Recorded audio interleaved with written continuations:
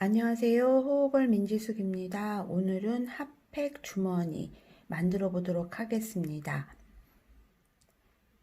제가 가지고 다니는 핫팩이고요. 핫팩 주머니였어요. 핫팩 주머니 두 개를 제가 사용했었는데 이게 바느질 자체가 얘는 한 번씩만 꾸며줬고 가생이는 통솔로 되어 있고요. 얘는 이 입구도 한 번 더 박음질을 해줬고 통솔로 하고 나서도 겉에 한 번 더 박음질을 해준 겁니다. 이 핫팩 자체 재료가 철가루나 규조토, 활성탄, 약간 검은색 종류잖아요. 그래서 이게 터지거나 하면 피부에 닿으면 별로 좋지 않아서 저는 주로 사용할 때 주머니를 가능하면 주머니에 넣고 다니고 있습니다. 패턴 설명입니다. 얘가 13에 14cm예요. 그래서 13에 14 두 개 있고요. 3cm는 겹치는 부분, 겹치는 이 부분을 줬고요. 시접 1cm입니다. 그래서 총 36cm고요. 16cm입니다. 바느질 시작하겠습니다. 여기 겹치는 부분에 시접 부분에 박음질 하지 않고 와서 대신하겠습니다. 자수 박음질 시작합니다.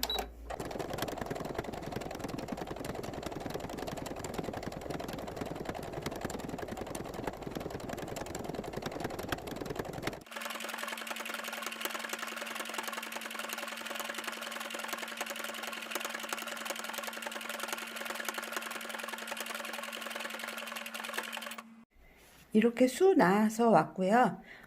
수 놓지 않으실 분들은 이 끝선에 일반 박음질 하시면 됩니다. 저는 일반 박음질은 하진 않겠습니다. 그 다음에 이제 이 겹치는 부분, 이 중심선에 갖다 대고요. 맞춰 주시고요. 중심 부분에 맞춰 주시고, 하나는 이 중심선에 3cm 되는 그 시접에 갖다 놓는 겁니다. 그 선 쪽으로. 이렇게 선으로 갖다 놓으시고, 가생이 박음질 할 건데요. 0.5cm로 박음질 하고 안으로 뒤집을 겁니다. 여기 시침핀 꽂았고요. 3cm 겹치는 부분이고요. 0.5cm 바깥선 박음질 하겠습니다.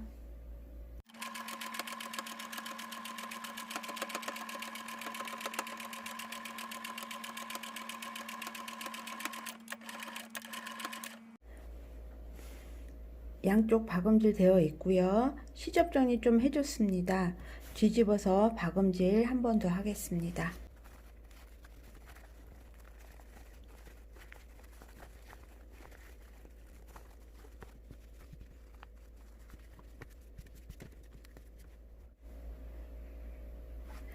모양 잡고 스팀 줬습니다.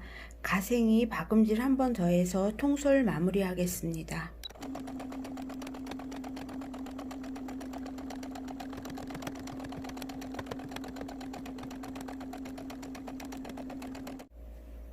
통솔 마무리 박음질 끝났고요. 뒤집겠습니다.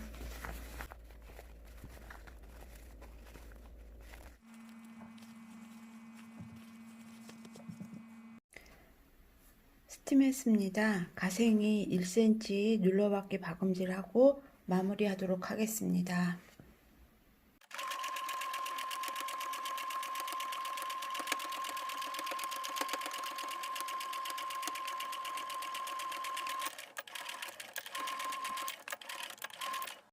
한 번 더 박아서 마무리 했습니다. 완성했습니다. 핫팩 사용 시 주의사항입니다. 핫팩은 피부에 직접 닿지 않게 사용하시는 게 좋고요. 장시간 사용 시 저온 화상이 발생할 수도 있습니다. 핫팩 재사용 방법입니다.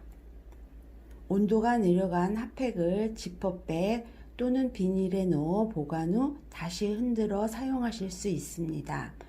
단 완전히 식은 것은 안 됩니다. 각자 가지고 계신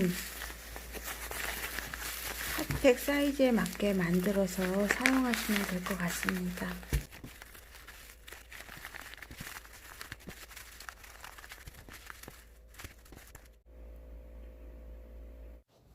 지금까지 호걸 민지숙이었습니다. 감사합니다.